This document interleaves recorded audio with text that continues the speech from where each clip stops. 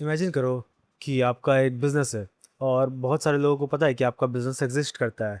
आपका मान लो आपका कोई जिम है, ठीक है? और बहुत लोग को पता है आस-पास में जितने भी लोग हैं, सबको पता है कि आपका बिज़नेस है, आपका जो जिम है वहाँ पे एग्ज़िस्ट करता है, पर कोई इंटरेस्टेड ही नहीं है। तो क्या कोई आएगा वहाँ पे? बिल्कुल नहीं। क्योंकि जो अवेयरनेस होता है, मैंने अपने पिछले वीडियो में बताया था कि कैसे अवेयरनेस बहुत ज़्यादा इम्पोर्टेंट होता है कि अगर आपका बिज़नेस एग्ज़िस्ट करता है पर किसी को पता ही नहीं, तो कोई आएगा ही नहीं।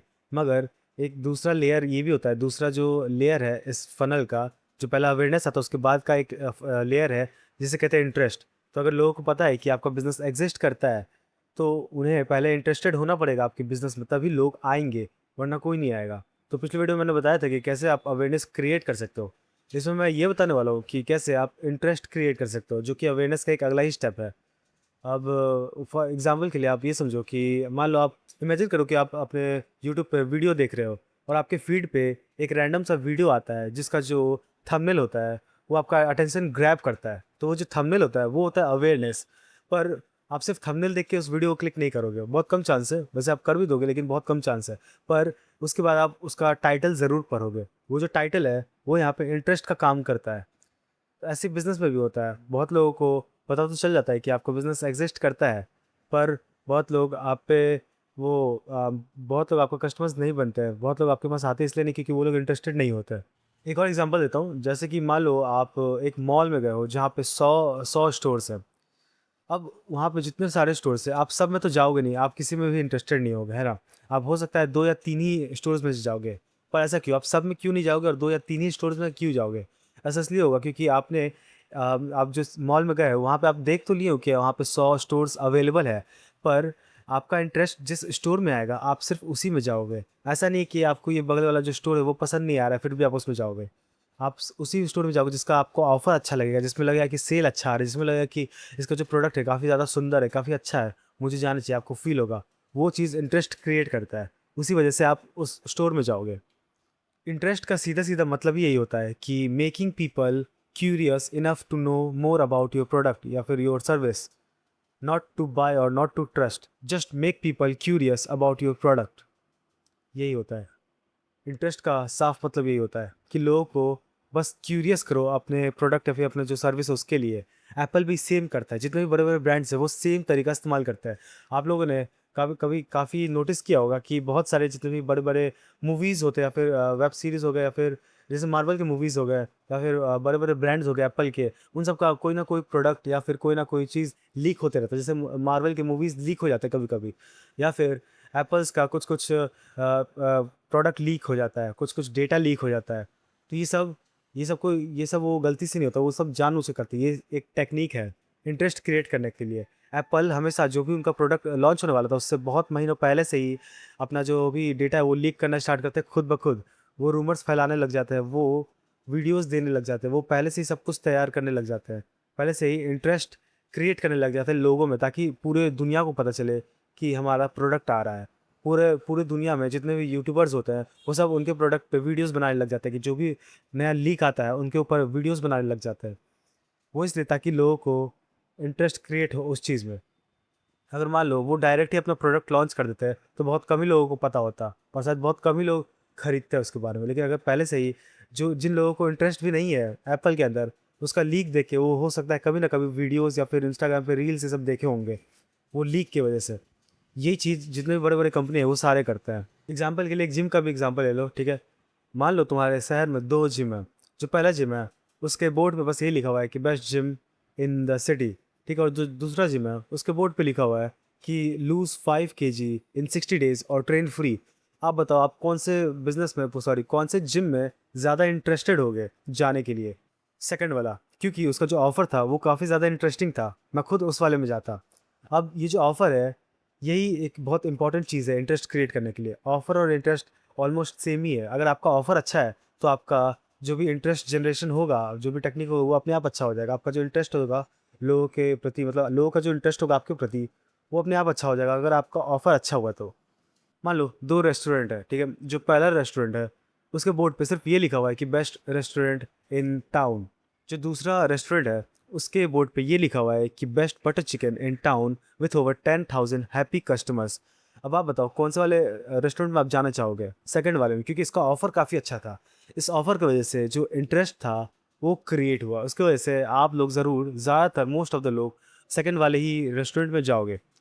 मैं खुद उसी में जाता। अब ये चीज़ काम कैसे करता है? ये अच्छा जो इंटरेस्ट है ये क्रिएट कैसे करते हैं?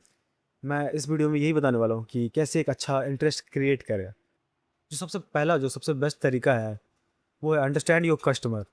मतलब कि अगर मान लो आपका जो कस्टमर है, आपको पता ही नहीं कि आपका कस्टमर है कौन, आपको कोई आइडिया नहीं कि आपका जो ऑडियंस है वो है कौन, आपको कोई आइडिया नहीं कि आपका जो कस्टमर है उन्हें चाहिए क्या, तो आप कभी भी उन्हें अपना प्रोडक्ट नहीं बेच पाओगे ठीक से। तो आपको सबसे पहले पता करना होगा कि आपका जो टारगेट ऑडियंस है, जो आपका टारगेट कस्टमर है, वो है कौन, किस एज ग्रुप में आता है, किस पर्सनैलिटी में आता है, उसका पर्सनैलिटी क्या है, ये आपको पहले पता करना होगा। और आपको समझना होगा कि उनका जो आपका जो कस्टमर है, उनका जो डिज़ायर्ड आउटकम है वो क्या है, वो क्या चीज़ अचीव करना चाहते हैं, वो कौन सा ड्रीम अचीव करना चाहते हैं। क्या वो बेहतर फिज़ीक अचीव करना चाहते हैं?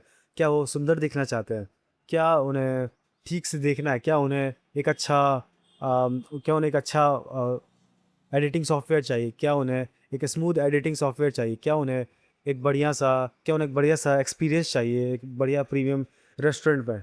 क्या उन्हें चाहिए वो आपको समझना होगा। जो दूसरा स्टेप है, यहाँ पे लोग ज़्यादातर जितने भी बिज़नेसेस हैं, वो बहुत ज़्यादा गलती करते हैं। वो वो ये है कि स्पीक देयर लैंग्वेज। मतलब कि जितने भी बिज़नेसेस होते हैं, जैसे मान लो कोई टेक का बिज़नेस हो गया या फिर कोई डॉक्टर या क्लिनिक हो गया, वो अपने टर्म्स में बात करते हैं। जितने भी फॉर एग्ज़ाम्पल मान लो कोई अकाउंट का कोई सॉफ्टवेयर कोई बेच रहा है, कोई बनाया है कोई कंपनी, ठीक है? वो अपने टर्म्स में बात करते हैं कि मैं उनका जो मैट्रिक्स है वो अपने भाषा में बात करते हैं। उसकी वजह से कस्टमर्स को ठीक से समझ में नहीं आ पाता है।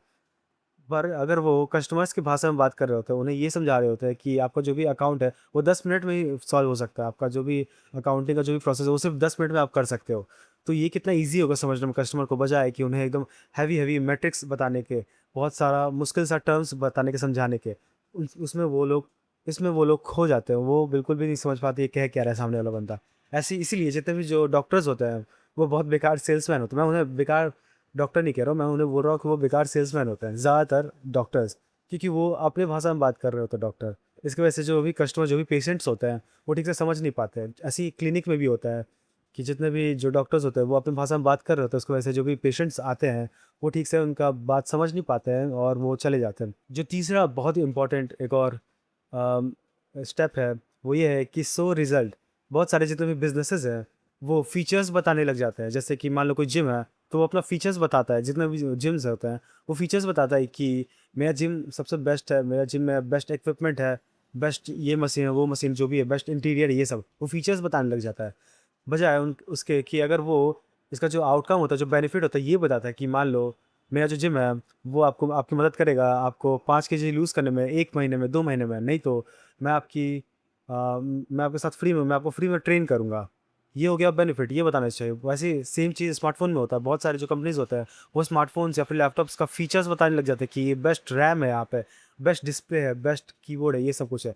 बजाय इसके कि अगर वो उसका जो बेनिफिट है कि बेस्ट गेमिंग हो सकता है इसमें, बेस्ट बैटरी बैकअप है, ये सब अगर बता पाते हैं तो वो ज़्यादा सेल कर पाते हैं। वो क्योंकि लोगों को फीचर्स नहीं चाहिए होता, उन्हें जो सॉल्यूशन होता है उस फीचर का, उन्हें उनका जो प्रॉब्लम का जो सॉल्यूशन होता है वो चाहिए होता है। तो लोग फीचर्स की या फिर बिज़नेस की परवाह नहीं करते, वो सिर्फ़ अपने प्रॉब्लम के सॉल्यूशंस की परवाह करते हैं।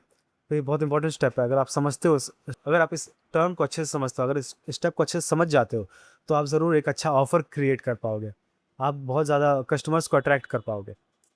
तो यही 3 सबसे इम्पोर्टेंट टेक्नीक है, स्टेप्स हैं, जिससे आप इंटरेस्ट को क्रिएट कर सकते हैं। अब मैं आपको एक नंबर्स के साथ समझाता हूँ ताकि आपको अच्छे से क्लियर हो, ठीक है? मान लो आपका कोई सॉफ्टवेयर का बिज़नेस, कोई सैस एजेंसी या सैस कंपनी, ठीक है? आप कोई सॉफ्टवेयर बनाओ, ठीक है? आपके पास आपका जो अवेयरनेस है, आपने जो अवेयरनेस अपना कैंपेन किया, अवेयरनेस कैंपेन किया, उसके थ्रू 10,000 ऑलमोस्ट 10,000 विज़िटर्स आए आपके वेबसाइट पे। अब आपका जो इंटरेस्ट है, आपका जो ऑफ़र है, उसकी वजह से आपका जो इंटरेस्ट क्रिएट होता है। अगर आपका ऑफ़र वीक है, आपका जो पैकेजिंग ये सब वीक है, उसकी वजह से सिर्फ़ उस 10,000 में से सिर्फ़ 5% लोग इंटरेस्टेड रहे, तो टोटल आपका जो परचेज़ होगा, जो कन्वर्ज़न होगा, वो सिर्फ़ 500 होगा, सिर्फ़ 500। आपका अगर आपका ऑफ़र अच्छा होता, ऑफ़र बहुत स्ट्रॉन्ग होता, अगर आपका जो पैकेजिंग वो बहुत ज़्यादा स्ट्रॉन्ग होता, अगर आपका जो इंटरेस्ट है वो बहुत ज़्यादा स्ट्रांग होता है, अगर आपका जो टेक्निक है वो बहुत ज़्यादा अच्छा होता है जिससे लोग आपके बिज़नेस में इंटरेस्टेड होते, तो हो सकता था कि 5% के बजाय 10 या 15% लोग इंटरेस्टेड होते आपके बिज़नेस में। फिर वो 500 से बढ़ के वो जो परचेज़ वैल्यू था, जो परचेज़ नंबर था, जो कन्वर्ज़न था, वो 500 से बढ़ के सीधा 1500 होता। आप नोटिस करो कि आपको कुछ अलग से इन्वेस्ट करना नहीं पड़ा, आपको अवेयरनेस के लिए अलग से इन्वेस्ट नहीं करना पड़ा ऐड के लिए, आपको सिर्फ़ ऑफ़र्स को बेहतर बनाना पड़ा। आपको सिर्फ़ अपना इंटरेस्ट को अच्छा दिखाना पड़ा लोगों को। आपको सिर्फ़ इस चीज़ पे फ़ोकस करना पड़ा कि लोग कैसे मेरे पे इंटरेस्टेड रहें, लोग कैसे मुझ पर इंटरेस्टेड रहें। आपको इस चीज़ पे फ़ोकस करना पड़ा और इसी से आपका जो भी बिज़नेस था वो 3 गुना ज़्यादा हो गया। आपका जो भी कस्टमर बेस था वो 3 गुना ज़्यादा हो गया। तो ये बहुत ज़्यादा इम्पोर्टेंट है। आपको इस चीज़ को मास्टर करना होगा। अगर आपको अच्छे से ऑफ़र क्रिएट करना आता है तो आप अच्छे से इंटरेस्ट भी क्रिएट कर पाओगे। और इसके लिए आपको बेस्ट सेल्समैन बनने की ज़रूरत बिल्कुल नहीं है। क्योंकि अगर आप ऐसा एक ऑफ़र क्रिएट कर सकते हो जिसे डिनाई करने में लोग ही बेवकूफ़ समझे अपने आप को, तो आप ऑलरेडी जीत रहे हो। आपको ऐसा ऑफ़र क्रिएट करना होगा। तो जैसा मैंने अभी बताया कि पहले तो अगर आपका कोई बिज़नेस है तो सबसे पहले उसे लोगों की नज़र में लाना होता है, उसे अवेयरनेस कहते हैं। तो उसके बारे में मैं वीडियो ऑलरेडी बना चुका हूँ। इस वीडियो में मैंने बताया कि कैसे आप लोगों को इंटरेस्टेड करवाया अपने बिज़नेस के लिए। मैंने सारा जो भी टेक्नीक था वो बताया। नेक्स्ट वीडियो में मैं ये बताऊँगा कि कैसे ट्रस्ट क्रिएट करें, क्योंकि सिर्फ़ इंटरेस्ट से लोग आपका जो भी प्रोडक्ट है, जो भी सर्विस है वो खरीदेंगे नहीं। मान लो मैं आपके बिज़नेस में इंटरेस्टेड हूँ, मुझे अच्छा लग रहा है, मैं काफ़ी क्यूरियस हूँ, मुझे जानना है कि आपका जो ऑफ़र है ये सब क्या है। पर मैं तब तक नहीं खरीदूँगा जब तक मुझे आपके बिज़नेस में भरोसा नहीं होगा। मैं तब तक आपका जो कपड़ा है वो नहीं खरीदूँगा जब तक मुझे भरोसा नहीं होगा कि आपका ये जो कपड़ा है वो स्ट्रॉन्ग है, वो फटेगा नहीं। मैं तब तक आपका जो सर्विस है वो नहीं लूँगा जब तक मुझे भरोसा होगा कि ये रियल है, फेक है, स्कैम नहीं होने वाला मेरे साथ। तो ये जो ट्रस्ट है बहुत ज़्यादा इंपॉर्टेंट है। नेक्स्ट वीडियो में मैं इस टॉपिक के ऊपर बात करने वाला हूँ। तो मिलते हैं नेक्स्ट वीडियो में। बाय।